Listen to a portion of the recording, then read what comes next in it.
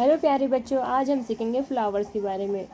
Flowers यानी फूल, फूलों के नाम और उनके उर्दू में मायने।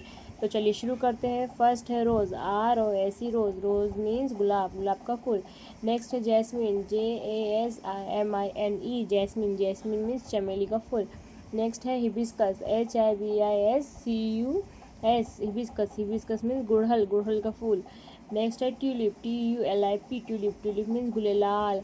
नेक्स्ट है sunflower, SUNFLOWER, sunflower, sunflower means सूरजमुखी का फूल। नेक्स्ट है lotus, LOTUS, lotus, lotus means कवल। नेक्स्ट है marigold, MARIGOLD, marigold, marigold means गेंदा।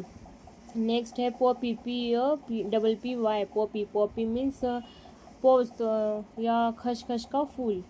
नेक्स्ट है daisy, DAISY, daisy, daisy means गुलेबहार। Thank you guys for watching my video.